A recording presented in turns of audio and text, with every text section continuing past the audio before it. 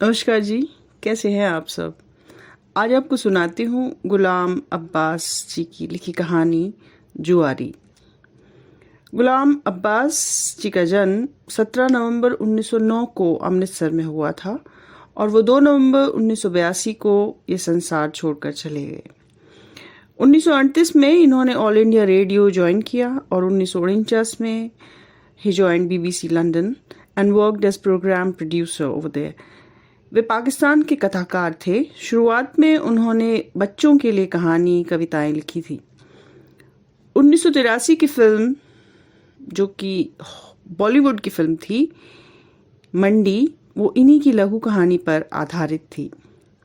आनंदी इनका पहला कहानी संग्रह था, फिर जाड़े की चांदनी और फिर आया तीसरा कहानी संग्रह जिसका नाम था कुनरस।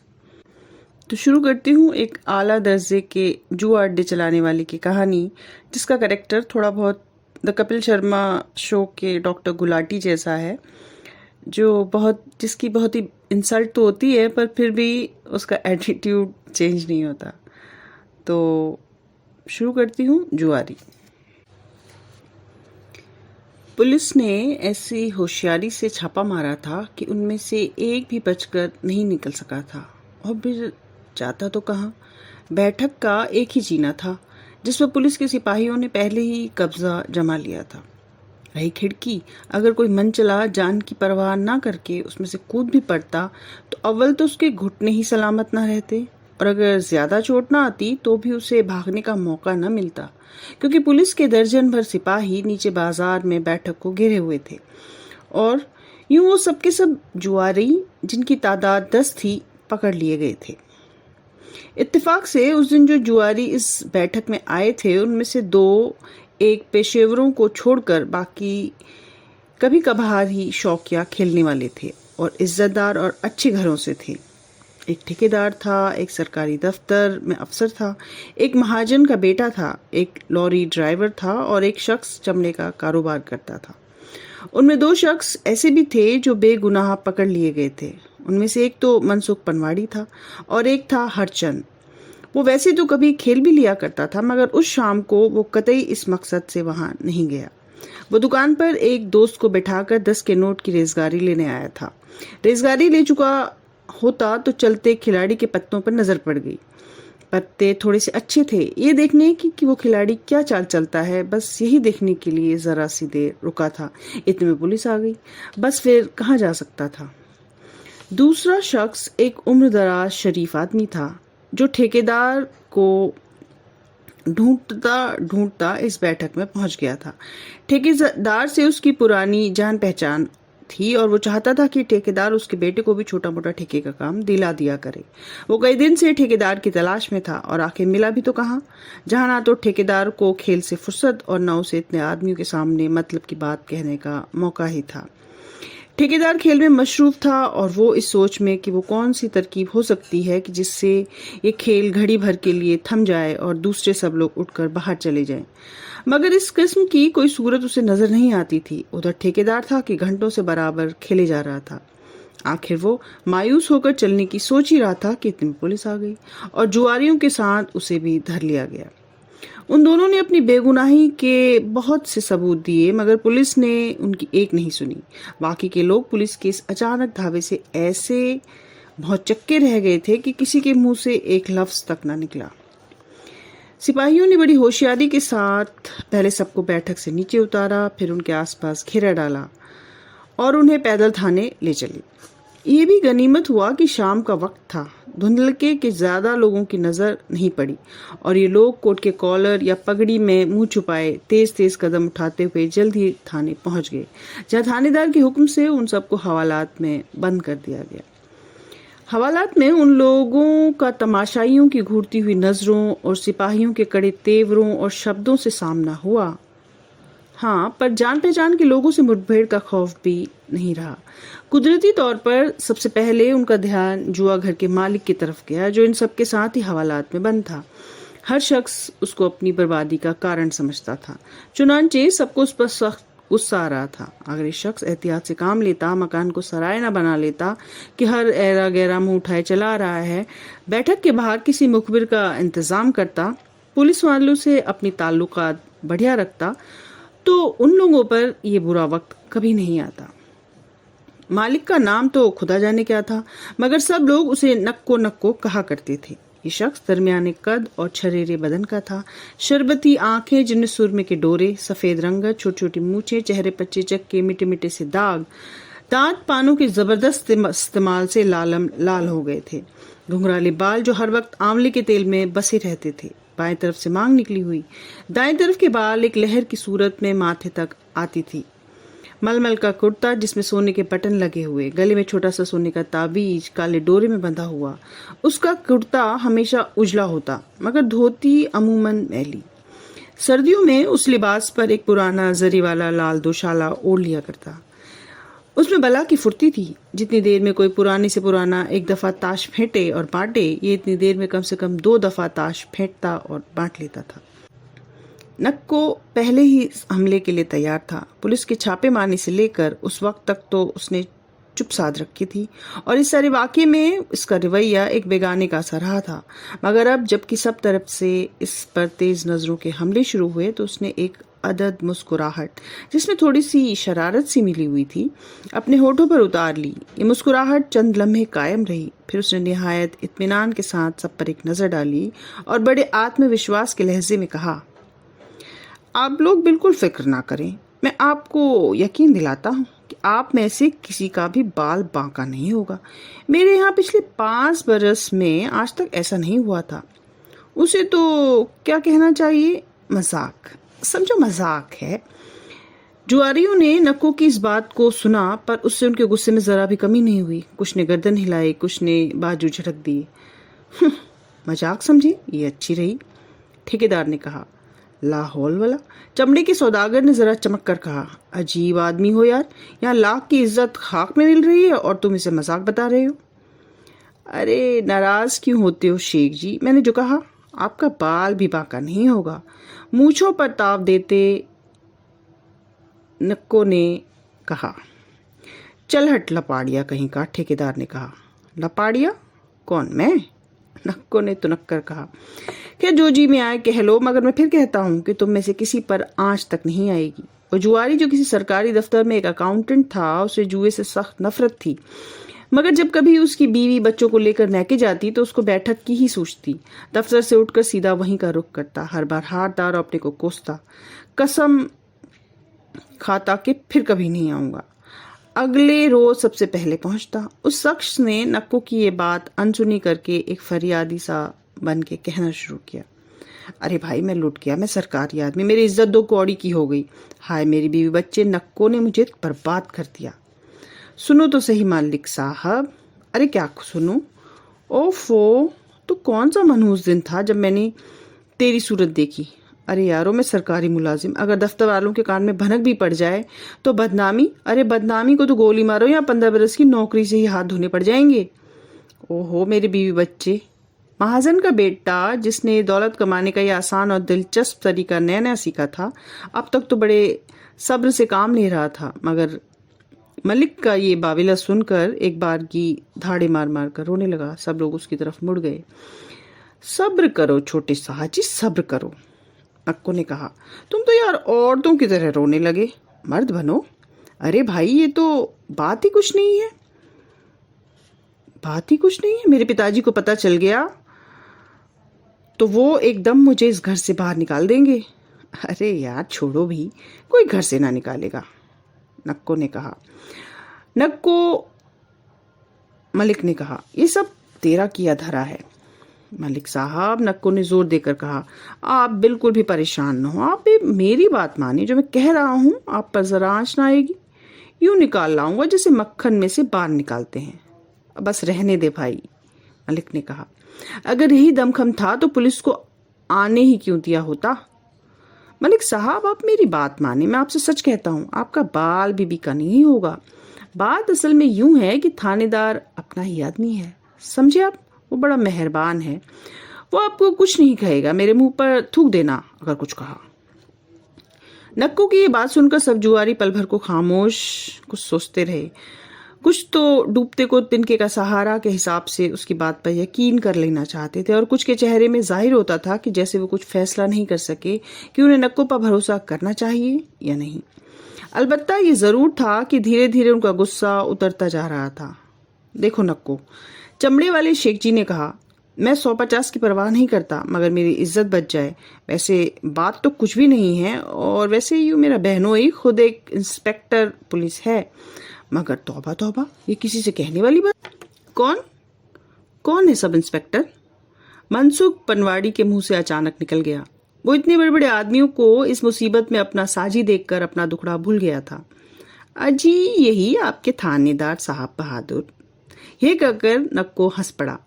वो जुआरी जो लारी चलाता था कोने में खड़ा कुछ देर नक्को को बहुत गौर से देख रहा था।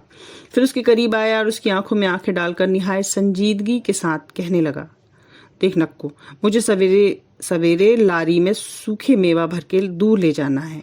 ठेकेदार मेरा इंतजार कर रहा होगा। अगर तेरी वाकई यहाँ किसी से जान पहचान है तो कोई ऐसी तरकीब कर कि मैं सुबह से पहले यहाँ से निजात पा जाऊं। यूं तो धीरे धीरे सभी लोग आखिरकार नक्को की बातों पर विश्वास करने लगे थे, मगर उस लारी ड्राइवर ने जिस लहजे में नक्को से बात की उसने बाकी लोगों पर भी थोड़ा बहुत असर किया। नक्को ने भी उसे महसूस किया और अपनी इस कामयाबी पर उसकी आंखें चमक उठी।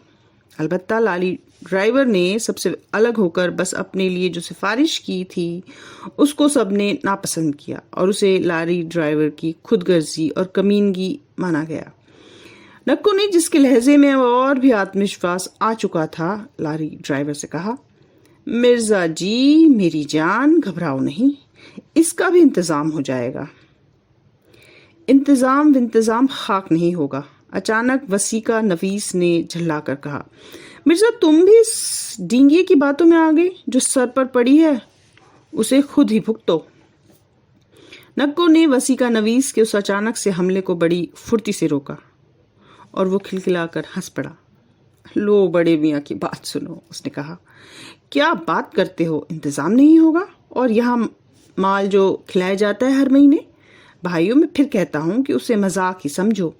मैं हिंदू मुसलमान वाली कसम खा के कहता हूँ कि किसी का बाल भी बांका नहीं होगा। वो यूं कि थानेदार, अब क्या बताऊं तुम्हें, कह जो दिया, अपना ही आदमी है, अब तुम कहलवा के ही रहोगे, पर जिक्र विक्स न कर बैठना किसी से, वरना फंस जाओगे। मेरा दोष नहीं होगा। वो बात यूं है कि थानेदार, अब तुमसे क्या छुपाना, भाई मेरी उसकी रिश्तेदारी है, सुन लिया? क्यों बड़े मियाँ, अब हो गई तसल्ली? इतना नहीं समझते कि अगर ऐसी बात न होती तो पिछले 5 बरस से इतने बड़े शहर में ये धंधा भला कैसे चलता रहता? नक्को ने अपने चारों तरफ नजर दौड़ाई। विश्वास की इमारत पहले से कहीं ज्यादा पक्की हो चुकी थी।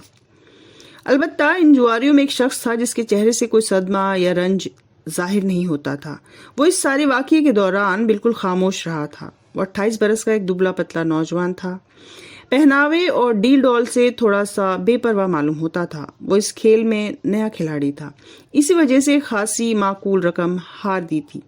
बस उसी दिन से ये कसम खा रखी थी कि जिस रोज हारी हुई रकम को वापस जीत लेगा, जुए का फिर कभी नाम नहीं लेगा। इस बैठक में आने से घंटा 2 घंटे पहले किसी बाग में बैठकर खेल का एक प्रोग्राम सा बना लिया करता। चालें तक सोच रखता, बेहद एहतियात से चलता, न ताव खाता न जोश। मगर बदकिस्मती से हारी हुई रकम रोज बरोज बढ़ती ही चली जा रही थी और उसके साथ साथ उसका कर्ज भी। उस शख्स को कैद या जुर्माने या बदनामी का भी अफसोस नहीं था, या अलबत्ता इस बात की फिक्र जरूर थी कि ये सब के सब डरपोक हैं, बच गए जब भी और फंस गए जब भी, उस बैठक का रुख कभी नहीं करेंगे। उधर नक्को ने अब हालात पर काबू पा लिया था। हालांकि वो रात रात में किसी तरह का इंतजाम भी नहीं कर सका था, फिर भी उसने किसी न किसी तरह हर शख्स को ये यकीन दिला दिया था कि थानेदार अगर उसका करीब का नहीं तो दूर का रिश्तेदार जरूर है और सुबह होते ही उन्हें रिहा कर दिया जाएगा।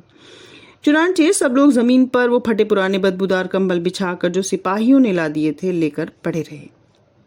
ओहो, गजब हो गया, अचानक नक्को ने कहा और लेटे लेटे उठकर बैठ गया। क्यों, खैर तो है? अंधेरे में जुआरियों ने पूछा। भाई अगर पता होता कि यहाँ रात काटनी पड़ेगी तो ताश साथ ले आते और मजे से सारी रात खेलते। कहो तो अभी किसी सिपाही को भेजकर ताश और मोमबत्ती मंगा लूं? ना ना बाबा माफ करो, कई आवाजें एक साथ सुनाई दी। तुम जानो, नक्कर ने बेपरवाही से कहा। वैसे ऐसा ना करने में उन्हीं का नुकसान है, वरना अच्छी खासी दिल लगी रहती। सुबह को थानेदार को सुनाते तो वो भी खूब हंसता। अगले रोज सुबह 9 बजे के करीब एक सिपाही हवालात के सलाखदार दरवाजे के बाहर आकर खड़ा हुआ और बुलंद आवाज से पुकार कर कहने लगा, ओ जुआरियो उठो, तुम्हारी दारोगा साहब के सामने पेशी है। जुआरी तो बड़ी देर से इस हुक्म का इंतजार कर रहे थे। सबकी नजरें बेख्तियार नक्को की तरफ उठ गई। नक्को नजरें तिरछी करके खास अदा से मुस्कुरा दिया। 5 मिनट के बाद ये 10 आदमी थाने के छोटे से मैदान में कतार बांधे खड़े थे। 5-10 मिनट, आधा घंटा गुजर गया मगर थानेदार का कहीं पता नहीं था। इस दौरान नक्को बराबर अपने लतीफों, फब्तियों और हंसी मजाक की बातों से अपने साथियों का जी बहलाता रहा। मगर जब 1 घंटा गुजर गया और थानेदार नजर न आया तब तो सब जुआरी बहुत घबराए। हंसी उनके होठों से गायब हो गई, सबके चेहरे उतर गए और परेशानी की लहर उनमें फैल गई। वो बार बार फिक्रमंदी के साथ नक्को की तरफ शक्की नजर से देखते और नक्को जवाब में हर एक को हाथ से सब्र का इशारा कर देता। इस अरसे में 2-3 सिपाही उन जुआरियों के पास से गुजरे और नक्को ने हर एक को खान साहब जी कहकर अपनी तरफ ध्यान दिलाना चाहा, मगर ना तो उन्होंने नक्को की बात को जवाब दिया और न पलट कर ही उसकी तरफ देखा। आखिर जब उन्हें खड़े खड़े पूरे 2 घंटे गुजर गए और उनकी टांगे थककर चूर हो गई तो एक काली जीप थाने के अंदर दाखिल हुई। उसमें थानेदार और कई सिपाही निकले। थानेदार के हाथ में कुछ कागजात थे और सिपाहियों के कंधों पर बंदूकें। उन्हें खाली हाथ लौटते देखकर मालूम होता था कि जिस मुहिम पर वह सुबह ही सुबह गए थे उसमें उन्हें कामयाबी नहीं हुई और ये मुहिम जरूर कुछ बड़ी ही अहम होगी। तभी तो थानेदार परेशान सा नजर आ रहा था। नक्को दूरी से थानेदार को देखकर उछल पड़ा। वह आ गया मेरा मोतियों वाला, उसने कहा। बस अब घबराओ नहीं, 2-3 मिनट में ही बेड़ा पार समझो। यह कहकर नक्को ने दूर ही से थानेदार को एक सलाम किया। थानेदार की या तो उस पर नजर नहीं पड़ी या फिर उसने जानबूझकर नजरें फेर ली और वह सिपाहियों की बैरकों में चला गया। नक्को वसीका नवीस ने ताना सा मार कर कहा, मुझे लगता है थानेदार की तुम पर नजर नहीं पड़ी, वरना वो तुम्हारे सलाम का जवाब जरूर देता। अजी तौबा करो, नक्को ने कहा। थानेदार मेरे सलाम का जवाब कभी नहीं देगा। भाई वो उस वक्त रौब में है, रौब में। क्या समझे? थानेदारी है, कुछ मजाक थोड़ा ही है। हमसे सीधे मुंह बात करे तो सिपाहियों पर रौब कैसे जमा रहे? कल को यही सिपाही उसके नाक चने न चबवा दें। और सिपाही तुम जानो मदारी के बंदर की तरह होते हैं कि जब तक लाठी नजर आती रहे डुगडुगी पर नाचते रहते हैं। जहां मदारी ने जरा ढील दी बस लगे ऐठने, सर पर सवार होने। 5 मिनट के बाद थानेदार चंद सिपाहियों के साथ बातें करता हुआ बैरकों में से निकला और उन जुआरियों के पास से गुजरता हुआ थाने के फाटक पर जा खड़ा हुआ और वहां खड़े खड़े लगातार सिपाहियों से बातें करता रहा। इतने में थानेदार के दफ्तर में टेलीफोन की घंटी बजी। जरा सी देर में एक सिपाही दौड़ता हुआ थानेदार के पास पहुंचा। जब थानेदार अकेला वापस आ रहा था तो नक्को ने एक बार फिर उसे सलाम किया। थानेदार ने घूरकर उसकी तरफ देखा और फिर तेज तेज कदम उठाता हुआ दफ्तर में चला गया। कहा था ना मैंने, नक्को ने बड़ी शेखी से कहा। वो मेरे सलाम का जवाब नहीं देगा। क्यों? दिया जवाब? सब जुआरी खामोश रहे। एक दिन नक्को ने फिर कहना शुरू किया, थाने में बस वो और मैं ही थे, कोई सिपाही आसपास नहीं था। बस फिर क्या था, इतनी हंसी मजाक की बातें की, हंसा हंसा के बुरा हाल कर दिया। थानेदार कोई आधे घंटे तक दफ्तर के अंदर ही रहा। ये लोग फिर सब बेसब्र हो चले थे। इतने में वही सिपाही जिसे सुबह आकर पेशी की इत्तला दी थी दफ्तर से निकला और सीधा उनके पास आकर अपने अक्खड़ लहजे में कहने लगा, ओ जी सुनो, दारोगा साहब ने हुक्म दिया है कि तुम सबके सब धोती पजामा खोल के जमीन पर एक कतार में औंधे लेट जाओ। फिर तुम में से पहले वाला आदमी एक एक करके उठे और हर एक के 10-10 जूते लगा के खुद दूसरे सिरे पर औंधा लेट जाए। इसी तरह सबके सब बारी बारी हर एक के 10-10 जूते लगाएं। थानेदार का ये हुक्म इतना अजीब सा था कि सब जुआरी हक्का बक्का रह गए और बेचारगी से सिपाही का मुंह तकने लगे। उल्लुओं की तरह मेरा मुंह क्या तक रहे हो?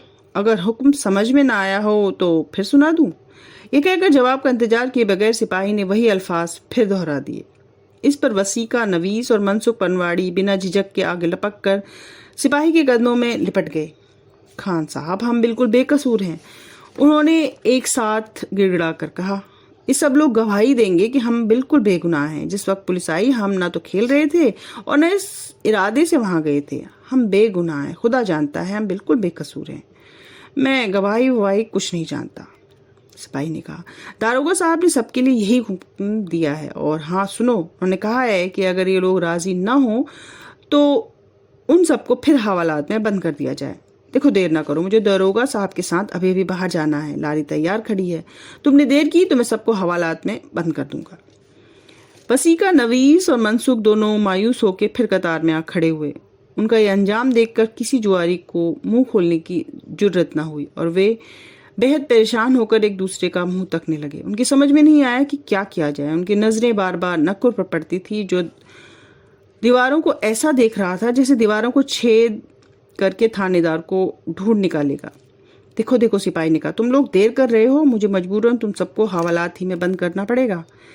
इस पर भी जुआरी अभी सोच ही रहे थे कि अचानक किसी के धड़ाम से जमीन पर गिरने की आवाज आई। ये नक्को था जो धोती कोले जमीन पर औंधा पड़ा था। उसे इस हाल में देखकर मनसुख की हिम्मत बंधी और उसने भी नक्को की पैरवी कर ही दी। अकाउंटेंट मलिक इधर उधर देख रहा था कि सिपाही ने पीछे से कहा, गुद्दी से पकड़कर जबरदस्ती नीचे बिठा दिया और उसने ना चाहते हुए अपने नेकर के बटन खोल दिए। सिपाही के इस सुलूक को देखकर दूसरे जुआरी आप ही आप जमीन पर लेट गए। सिर्फ चमड़े वाले शेख जी खड़े रह गए। उनकी आंखों में आंसू भरे हुए थे और सूरत में बड़ी ही बेबसी बरस रही थी।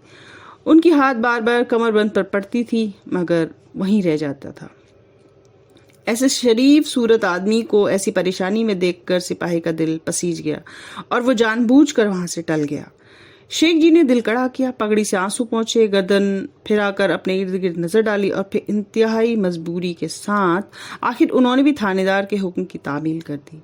सिरे पर लारी ड्राइवर था, सबसे पहले जूते लगाने की उसकी बारी थी। जिस वक्त वो उठा तो नक्को जोर से खंकारा।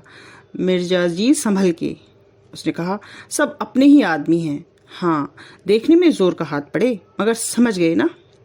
लारी ड्राइवर ने भी 5 तक ही गिनती की थी कि वही सिपाही थाने के दफ्तर से निकला और उसे हाथ के इशारे से रोक दिया।